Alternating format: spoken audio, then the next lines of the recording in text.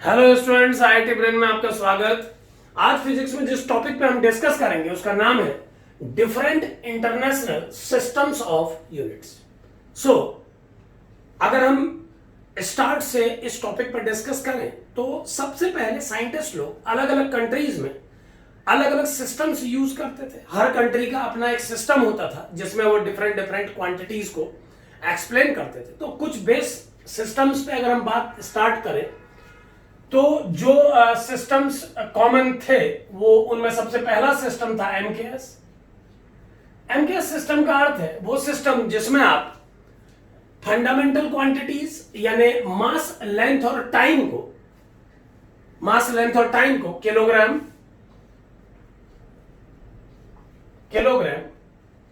Metre और second में present करते हैं।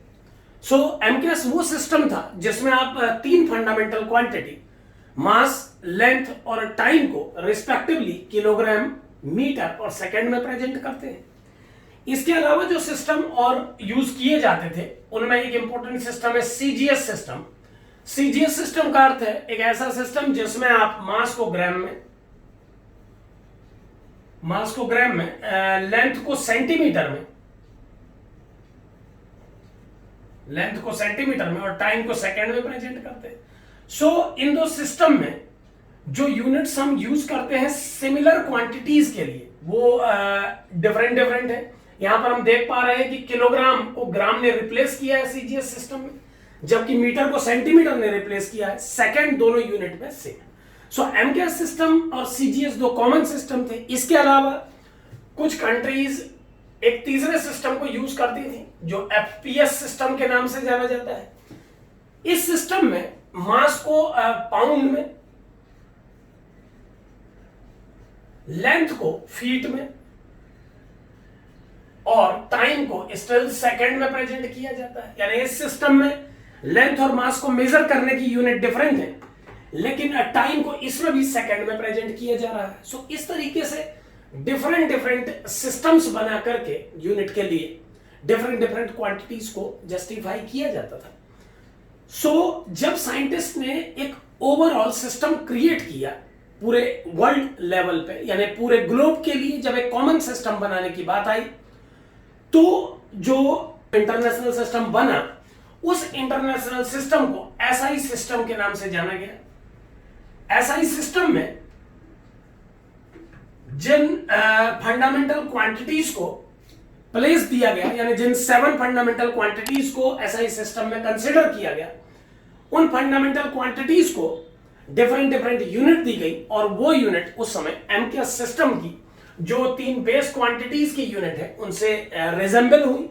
एक बात तो यहां ध्यान दें कि जब एसआई सिस्टम तैयार किया गया तो 6 फंडामेंटल यूनिट डिफाइन की गई और 2 सप्लीमेंट्री फंडामेंटल यूनिट्स, जबकि बाद में इसे 7 फंडामेंटल यूनिट में कन्वर्ट कर दिया गया। यहां पर एक और नई यूनिट मोल को भी प्लेस दिया गया। सो जो एसआई सिस्टम इस समय है हमारे सामने, उस एसआई सिस्टम में 7 फंडामेंटल क्वांटिटीज हैं और उनकी 7 फंडामेंटल यूनिट है। तो एक बार हम डिस्कस करेंगे वो 7 फंडामेंटल क्वांटिटी और उनकी यूनिट के बारे में। सो एसआई सिस्टम में जिसको इंटरनेशनली एक्सेप्ट किया गया, उस सिस्टम में मास जो कि एक फंडामेंटल क्वांटिटी मानी गई, उसकी यूनिट को किलोग्राम कंसीडर किया गया। दूसरी फंडामेंटल क्वांटिटी लेंथ जो थी उसे यूनिट दिया गया मीटर, जो कि रिजेंबल कर रही है। दोनों यूनिट जो है ये हमारे एमकेएस सिस्टम से टैली कर रही है। तीसरी फंडामेंटल क्वांटिटी के रूप में टाइम को पुट किया गया और इसकी यूनिट सेकंड यूज की गई, जो कि तीनों सिस्टम में सेम थी। अदर यूनिट्स के रूप में, क्योंकि इतनी यूनिट डिफाइन करके सभी क्वांटिटीज पर डिस्कशन करना पॉसिबल नहीं था, तो कुछ और क्वांटिटीज को कंसीडर किया गया लिस्ट में, जिनमें नाम है इलेक्ट्रिक करंट के अलावा टेम्परेचर और ल्यूमिनियस इंटेंसिटी को शामिल किया गया। Luminous intensity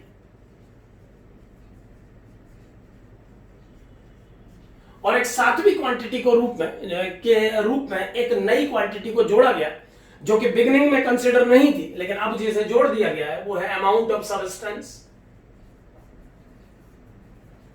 amount of substance. So amount of substance के जोड़ने के बाद अब ये टोटल 7 फंडामेंटल क्वांटिटीज हैं और इनकी यूनिट रखी गई मास के लिए किलोग्राम, लेंथ के लिए मीटर, टाइम के लिए सेकंड, इलेक्ट्रिक करंट के लिए एम्पियर को यूनिट के रूप में डिफाइन किया गया, जबकि टेम्परेचर के लिए केल्विन को, और ल्यूमिनियस इंटेंसिटी के लिए कैंडेला को डिफाइन किया गया, जबकि अमाउंट ऑफ सब्सटेंस के लिए मोल यूनिट का यूज किया गया।